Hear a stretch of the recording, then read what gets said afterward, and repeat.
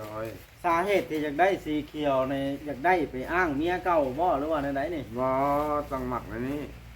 ทั้งหมักแนวนี้ ต้องหมักสีเขียวนี่ ค่อยคือได้ยินชาวบ้านว่าอยากได้สีเขียวคือเฮือนเมียเก่าสาเหตุหยังไง เขาเอาไปซื้อนะ โอ้ตั้งหมักแนวนี้ ต้องหมักในนี้ต้องหมักสีเขียว อ๋อหัวเฮือนแล้วแบบนี้นี่เป็นไง ขักแล้ว นะ ขัก สิมาอยู่ขึ้นเฮือนนี่สิมานอนเลยบ่ มานอนเลยแหละ ให้สิมานอนนำ นอน เมียก็บ่มี นอนผู้เดียวนี่แหละ นอนผู้เดียวเลย นอนผู้เดียวอยู่ คือ ผู้ ช เดี วน ยว ลูกมานอนนำ ลูกก่อนจักรจันบ่มา มันยังน้อยบ่ มันยังน้อยอยู่มันใหญ่ก็ปีหน้าปีหื้อไปพุ่นแล้ว อ๋อ มันยัง ส น้อย รุปนี่สินอนผู้เดียวน อนผู้เดียว อ้าวสาวอูน้ำเด้ โอ้น้ำกับเพิ่นบ่อยู่ ฮะ เพิ่นก็สิไปทำงานอยู่เวียงจันทน์ โอ้ไผสิเฮ็ดกินเฮ็ดอยู่บ้านนี่ หลาน ไผยานนะ หลานก็เขาใส่ให้แหล้ว อ๋อ ถึงมาแต่ซ้ำเจ้าเฮ็ดได้ไปเป็นว่าดอก เป็นตาสิแข็งแรงอยู่บ่ซะ ก็คือในนี้หั่นว่าสิแข็งแรงขึ้นไปอยู่ หรือว่าเฮ็ดเฮือนแล้วแล้วแห้งม้อยไปเลย ว่าสิแข็งแร บ่ ง ได้ อยู่ ได้แบบน่ะ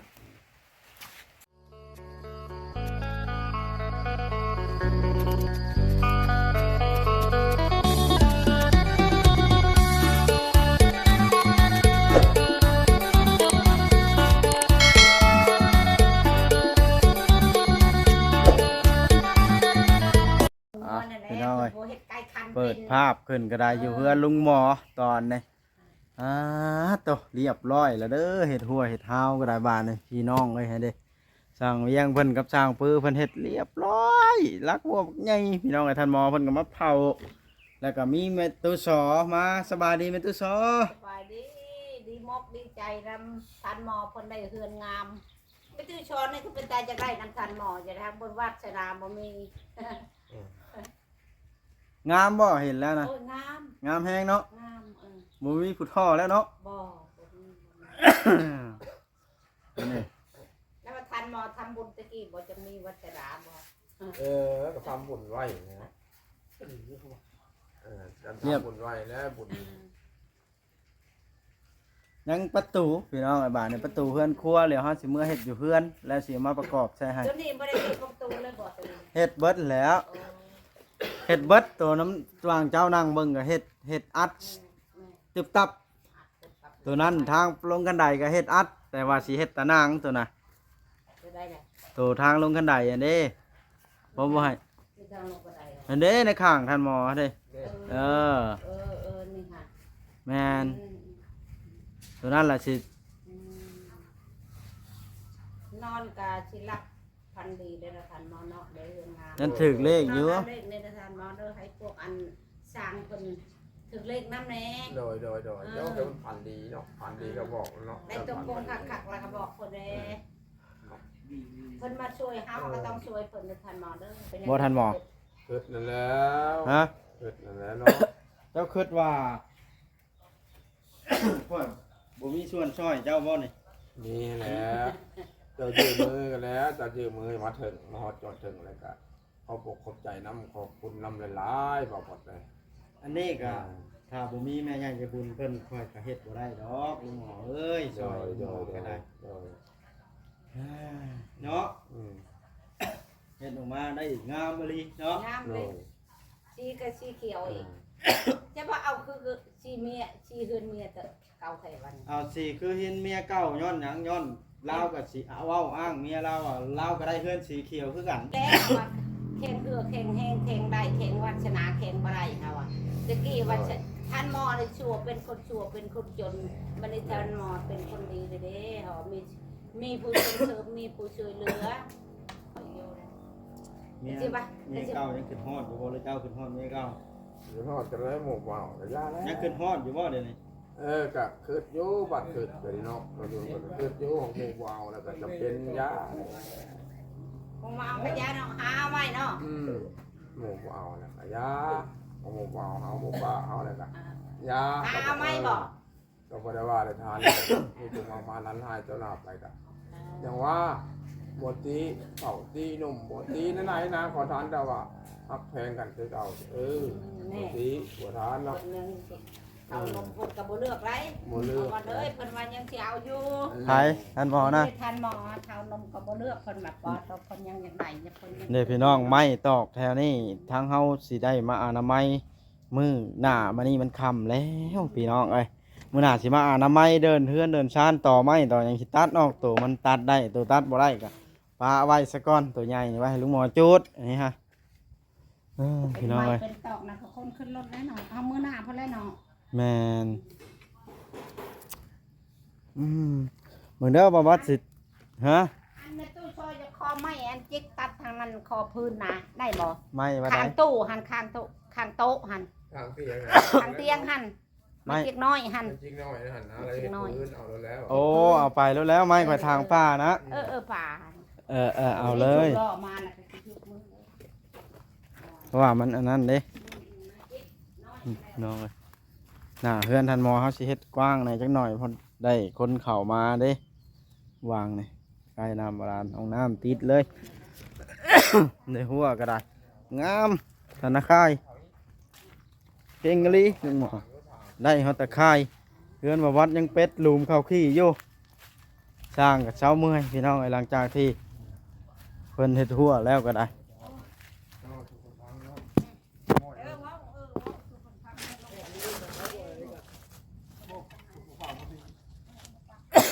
ฮะแผ่นสังกะสีนะมันบ่มีแนวเฮ็ดแล้วนะ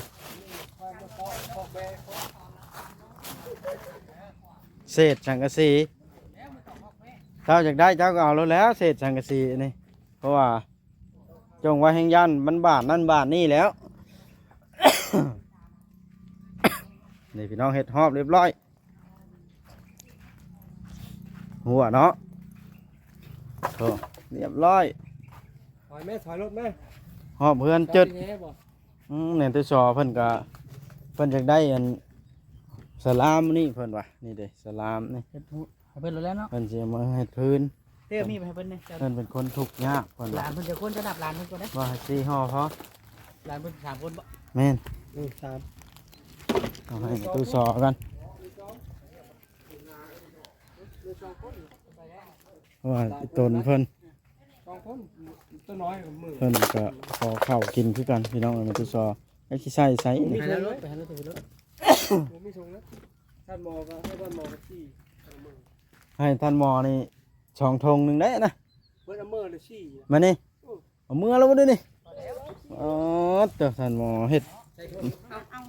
มีบ่ทงเอาให้แม่ตัวสอตี ให้แม่ใหญ่ก่อนแม่ใหญ่คนละมื้อ สู่หลานต้มเนาะเลี้ยงหลานแล้วก็ได้หาพื้นโอ้ จะสิอยู่นำฮอด อ้าว ใหญ่เลยไปก็บ่จักเลย มาต้มสุดหลานกินเด้อ ดีมุกดีใจที่ได้มาลวกกินชูหลานกินแมลง เด้อ ไปตู้ช้อนนี่ก็ทุกหลายแท้ทุกบ่จักทุกหาเข่าบ่จักทุกหาไปจังจักทุกน้ำในจักทุกหาเข่าหาน้ำให้ดีมุกดีใจเด้อให้ แต่ว่าเฮือนเจ้ามีไฟฟ้าใช้ได้เนาะ บ่มี บ่ได้มีบ่ ไฟแสงอาทิตย์บ่มีไฟจ้า โดยสู้แม่ตู้เอ้ยเดี๋ยวบาทนี่พี่น้องอยากเข้ามั่วบ่ได้เด้ต้องย่างไปเข้าประตูพุ่นน่ะบาทนี่เวลาเรานอนเราอย่างอัดทั่วสิมีหยังมารบกวนแล้วบาทนี่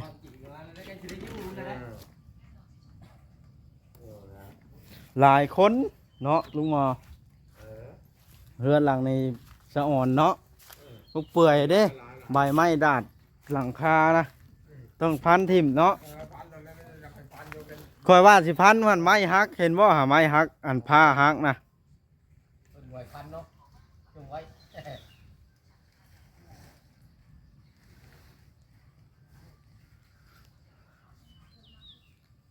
คนชมคนผู้ดีอยู่นะเนาะคนนี้ เนื้อที่ แทกดินเรียบร้อยเนาะ ตัวนี่เด้ทางพี่น้องมืดพลทั้งนั้นก็ได้คนเด้เดินเฮือนนี่ยังบ่ทันอนามัยเนาะลุงหมอเนาะเดี๋ยวได้หาเอา ทางในบ้านเพิ่นมาเห็นแล้วเพิ่นว่าในใดก็ในบ้าน กันว่าโอ้บอกเลยเด้อพวกขึ้นเฮินเนี่ย ในบ้านเพิ่นก็ได้ อืม โอ้ในบ้านก็ให้บอกอีก เด้อเดินมาคำคูณน้ำใส่เลย เงินไกลว่าท่านเนาะ เงินไกลหลายคนอยู่แล้ว ข้าวน้ำซ้ำปลามีอยู่หรือวะพอได้หนึ่ง มีอยู่แล้วมีอยู่ เพิ่นว่าที่ปลาทิ่มกันเนาะ มีอยู่ขอนำสปาพอได้อยู่เฮ็ดที่พุ่นก็เฮ็ดเฮ็ดที่พี่ก็เฮ็ด เจ้าเราว่าน้ำข้าวจะเข้าเลยสิเฮ็ดให้บ่นะ เฮ็ด อันข้าวบ่ฮับป้าเฮ็ดให้แหละขึ้นเท่าแต่เจ้าค่อยสร้าง 3-4 คนนี่เป็นเฮือนนะแล้วสูตร เราก็จะเฮ็ดอยู่ เพราะว่าเขาบ่รับเฮ็ดกินนะ เฮ็ดเขารับแล้ว เพราะว่าหยังค่อยสิเว้าแบบนี้อันค่อยสิแล่นเบิดกูอันในญาติพี่น้องเจ้าว่าแล้วว่าเพิ่นสิว่าความกาย เขาก็เฮ็ดอยู่เขาน่ะเป็นคนบอกไปเฮ็ดอันโยนกินก็เฮ็ดที่พี่บ่หรือเฮ็ดที่พุ่นเขานะเฮ็ดที่พุ่นก็ได้เอาสวยเอาบ่วงเอาหยังไปเขานะกันโยนสิเฮ็ดที่พี่ก็เฮ็ดแย่แล้วเอาไปคือเก่าเนี่ยเขาเฮ็ดอยู่ เจ้าสิมาอยู่ผู้เดียวอีหลีบ่เด้อนี่ นี่นะมาก็หลานจะแล้วมาเบิ่งก่อนเขาก็สิมาอยู่ ไผสิเฮ็ดกินเฮ็ดอยู่ให้เนาะ อืม หลานน่ะคนใดบ้านนี่ ใส่แหละใส่ในงอก็ยังบ่อยู่เจ้าองค์น้ำเป็นองค์น้ำอยู่เอาองค์น้ำมาอยู่เป็นว่า ถ้าอู้น้ำเพิ่นไปใช้จังหวัดสิบ่อยู่ ว่าจะไปเวียงจันทน์ไปทำงานไปพุ่น ว่าสิไปอีกแล้วบ่เดี๋ยวนี้คือว่ามาแล้ว มาแล้วจะไปอีก มาเฮ็ดหยังซะ มาเบิ่งไม่ทับเอาแล้ว อ๋อ มาแล้วจะไปอีกนะมีวันนั่นแหละหลานสาวแล้วสิมาเบิ่งกัน โดย หนึ่งเขาหนึ่งงะหนึ่งยังกินให้คนแข็งแห้งคนใดจำเจ้าแข็งแห้งถอนะ เจ้าแข็งแห้งเจ้าจับได้กินเป็นอะไรก็ไปมาสะดวกอะไรกับผมไม่ได้ว่าได้ดอกเขา เป็นให้เห็นเฮือนแล้วสนใจแล้วบ่ คักแล้วคักแล้วมันมีทั้งปีเนี่ย สูงต่ำนี่พอดียังย้อนแข้ง พอดีเนาะ คันเด็ดเท้านี่ยากได้นี่เนาะนั่งย้อนแข้งเฮาบ่ได้ บ่ได้ในเท้านี่จำนี่พอดีได้นั่งลิ้นนั่งยังเลย แข้งคนมาก็นั่งย้อนแข้งลิ้นลงกันเนาะ ล้มกันไปสินอนก็นอนไปลงพอดีแหละมันยากแล้ว ปูเสื้อน้ำมันนะแถวนี้ปูบ่ ปู หรือบ่ปูก็ย่าเนาะ เป็นมื้อนั้นก็ปูกันมันปูกับปูหมูนังหมูยังปูก็สิหลายคนอยู่ดอกสิมาลิ้นนำ เพิ่นอยากมาเนาะ มาลิ้นมาชมนำ หลาย น้ำ เนาะ เขาเห็นดีน้ำเขา เฮือนงามก็ได้ก็ดอเนาะ โบต่ำโบตูมโบน้อยโบใหญ่โบดีงาม ลมม่อม สร้างก็เชิงไว้พร้อม เฮ็ดเดือนเดียวบ่พอเขาเดือนนะได้ขึ้นเนาะ บ่พอเดือดไม่ขึ้น ได้ใช้สร้างแบบนี้เนาะ แม่นเหรอใช่แต่ว่าไว้นะไปไม่เห็นเนี่ยโยก อยากได้น้ำบ่เพิ่นว่า ไม่เห็นทางนี่โยกงามเลยเนาะงามก่อนเนี่ย เอาได้ตรงน้ำมันยังที่เดียวเลยไอ้สิว่านั่นได้สะดะ บาดเดียวเนาะ ฮะ แม่นนะ อันนี้เขียวบัดกูอันเป็นเฮือนเขียวเนาะ ของหมักสีนี้เดี๋ยวเอาแล้วเปิด งามหลายบ่ ไหน คนกระตกเบิดมือมันนี่เนาะ พวกมันมาเก่านี่ก็ห้องใส่เลย3-4 คนเขาไปโอ้เฮิร์นงามเนาะเขา เขาใช่หยังน่ะ ห้องใส่เฮิร์นงามเขาได้เฮิร์นงามเนาะห้องใส่เด้ตัวมันใหญ่ไปนาเขา บ่มีไผเนาะบ่เอิ้นไผเนาะมันได้เห็นแบบนี้นะ บุญเจ้าเขา มีไผได้งามแบบนี้เนาะ ตะกี้เดี๋ยวนี้ไฟเอิ้นใช้เนี่ยตัวสอเราก็จะเอาเนี่ยเราคนมีไฟเอิ้นใช้ได้หรอ ท่านปูกะโลนี่แห้งสะอาดนี่เนาะ เงินชาน ตัวกระโดดก็เอาสีเขียวลายนั่นแหละ ว่าเนาะท่านได้กะโลยังเอาสีเขียวอีกโอ้ดอกเนาะ นี่เราจะเมื่อใจทางแรกเราไม่ต้องมี สิเมื่อแล้วบ่เดี๋ยวนี้เดี๋ยวพร้าว โอ้ยเนื้อเลย เตรียมแล้วมันเริ่มเลิกงานแล้วมันแล้วล่ะเด้นั่งเท่าแต่ประตูกับอนามัยเดินเฮือนนี่ อนามัยกับเบิดแน่เนาะ แม่นขึ้นในเจ้าหามืองามยามดีเด้ออันใดมืองามยามดีแล้วโทรบอกค่อย ไปสิบอก เอามาอยู่แล้ว แมลงเขาจะไปถามเรา มีบ่เบอร์นะ เบอร์นะเบอร์จ้าน่ะยังแล้ว เห็นไหนจังหวะยังบ่บ้านคือโทรหาค่อยแต่เช้านี่ ผู้บ้านวะเอาน้ำผู้บ้านก็ได้ ถ้าอู้ก็อยู่บ่ อยู่ ถ้าอู้ก็ได้มี แมลงตัวสิบอก มีเฟซเพราะว่าเราค่อยเคยแซดลิ้นน้ำอยู่ไปแซดถามเรื่องข้าวเจ้าตอนนั้นเด้ เด้อ โอ้ยกินสีข้าวคอมันยังสีเนาะ มันบรันเหย มัน มา ยั แล้ว งบ่ทันแห้งคักเด้ แห้งครับคนเหยแล้ว คนกระตุกเราปอกแป๊กเราปอกแป๊กอยู่เนาะ หน้ากันดานคนเลย คนตกก็แห้งหมู่เว้นนี่ เนาะ บ่มีวันหัวจักหยาดเลยเฮือนครัวเฮือนใหญ่ คนโต๊ะกลางคืนนั่นนอนอยู่ไหนอยู่ก็ตกขักแล้วเนาะ ซักผ้าตัวมัวอุ่นแห้งเนาะ นอนเดียวก็นอนได้นะ เห็นบ่ ได้ คักแห้งอะไรมานี่ก็เบิดเงินหลายแล้วลุงหมอไปมามานี่ก็ได้แต่ค่ายก็2 ล้านแล้วจ่ายค่าเส้นพ่อบ้านก็3 ล้านเป็นเท่าไหร่แล้วฮะ เป็นห้านี่ เนาะมันหยังก็ได้ใช้เงินเฮาเฮ็ดด่วนเด้เนาะ แม่ได้ใส่เพิ่นได้ นักทั่วอีกก็เท่าไหร่จะว่านะ โอ้รักอุ้ยหลายมันหลายรักประสานคิดรักมันมา โว้ไปซื้อ35 ลักไปซื้อเอานะ20 ลักให้เขาตัดมาให้นะ เงินค่าเราพูดให้เพื่อนเนี่ย ให้แล้ว โอ้โหคนตันนี่นะ โอ้ตาย แม่คนนั้นเนาะ ลักละ20,000ไปซื้อเอานะ สาวรับ แม่นไปสิว่านั่นได้ซะดีนะยังได้สำนั้นปกติลักละ30 ต้องหาร้าน 35หลายอันเลย ร้านไป 5 ล้านเกือบ6 ล้านแล้วนะมันนี่ซื้อก็ได้นักใจอยู่นี่เนาะวานนี่ก็แค่มันยังแน่วานเลย สีวานี่ วานนี่แห้งนัก 10,000 บาท วานนี่แห้งนัก แต่ว่าราคามันนี่แหละตัวนี้คิดได้ไหม ฮะข้าวเมื่อบ่เลยนี่มันฝนตกเนาะ แม่น เอาพี่น้องเลยชั้นๆก็ได้เบาดิชวนเมื่อแล้วข้าวเมื่อพี่น้องเลยสิได้จบคลิปแล้วได้พี่น้องไม่เรือนี่นะ FC ว่าให้เฮ็ดเตียงมันบ่เหลือพี่น้องไม่บ่พอซ้ำเฮาสิพาเฮ็ดอัน ประตูให้เล่าพี่น้องเอ้ยบ่มีหยังเหลือเฮือนท่านหมอนี่ ประตูก็ยัง3 ใบนี่เฮ็ดห้องน้ำแน่ประตูบานห้องน้ำถือว่างามเฮือนลุงหมอนี่ละม่อมอยู่แนวใดแนวหนึงโอ้คักหลาย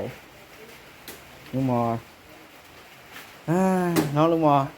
ถ้าลูกเต้าเจ้ามาอยู่น้ำคือสิดีเนาะลุงหมอเนาะ โดยห้องสิมาอยู่แล้วมันก็สิมาจะดอกมากอ่ะ พอได้มา1เข้าดูแลพ่อแล้วกับ สิมาอยู่ เว้าแจ้งกับสมมุติเจ้าเบิดบุญก็พอได้สืบทอดต่อมูลมองมรดก ก็ลูกมาแล้ว เนาะ ลูกมาแล้ว หรือว่าสิขายบ่เดี๋ยวนี้ โดยบอกขายแล้วบอกขายแล้วยอมบอกขายแล้วบอกเคยได้ยังไง สิขายแต่งเมียบ่บัดนี้ บอกคำบอกขายแล้ว ยังสิขายแต่งเมียบ่ บอกแล้วบอกเอาคนนี้พอแล้วยาแล้วอยู่ปกติอยู่ไปน้ำลูกน้ำเต้าไปวันนี้แหละเขาไป ได้เงินเขียวแข่งเมียสาเหตุที่เจ้าที่เขียวนี่อยากได้คือเมียเก่าซื่อบ่ฮะ เราหมักวันนี้ตะเก้าหมักวันนี้ตะเก้า มักวันนี้แต่เก่าตั้งมักแนวนี้ หมักวันนี้ แสดงว่าขึ้นฮอดเมียแห้งจนให้ตอนนั้นน่ะไปอยู่น้ำน่ะย้อนเพื่อนมีสีเขียวนั่นบ่ ลูกขอต้องหมักวันนี้ดอก ฮะ เราหมักสีเขียวอันนี้ ว่ากันผัวเมียกันขึ้นฮอดกันก็บ่แม่นเรื่องแปลกลุงหมอเอ้ย โดย ไอ้ข่อยนี่ขึ้นฮอดเมียข่อยแล้วเด้นี่มาเบิดมื้อนี่ไปสิมื้อแล้วนี่ อันนี้ก็กินฮอดแล้วก็จำเป็นแล้วหมูบ่เอาหมูปลาทีมฮอดแล้วก็จำเป็น บ่แม่นมั่งอร่อยเจ้าบ่ตึงบ่เอาจังฟ้า สิแม่นเป็นอะไร อย่าไปขึ้นจะเงาอีกเด้อจ้ะ ครบเปิดแล้วยาแล้ว เด้อเอาโอเคพี่น้องคลิปนี้ก็สิได้จบคลิปลงซ้ำนี้แหละเนาะเพียงใดก็ฝาก FC พ่อแม่พี่น้องเบัดสุขุสุคนถ้าได้เบิ่งคลิปก็ฝากเบิ่งโฆษณากดไลค์กดแชร์เพื่อเป็นกำลังใจให้บ่าวบอสได้เฮ็ดคลิปให้ดีขึ้นเนาะให้ตั้งใจเฮ็ดคลิปกว่าเก่าพี่น้องเอ้ยบ่อนใดบ่ม่วนนวลฮู้ก็คอมเมนต์ติชมตักเตือนกันได้พี่น้องเอ้ยบ่าวบอสก็ยินดีอ่านทุกคอมเมนต์แล้วก็พร้อมที่จะปรับปรุงอันใดดีอันใดพอพังก็เบิ่งบ่าวบอสก็อ่านทุกคอมเมนต์นั่นละพี่น้องเอ้ยสรุปแล้วก็ได้เนาะเอาจังใดก็อยู่ดีมีแฮงเด้อท่านหมอเด้อ สาธุ สบายดี แล้วก็ FC บัดทุกท่านขอให้ความเจ็บจะได้ความไข่จะมีเด้อที่เขามาเบิ่งมาชมคลิปของลุงหมอเนาะ โดย เนาะคลิปหน้าจังพบพ่อกันบัดในคลิปนี้ขอกล่าวคำว่าสบายดี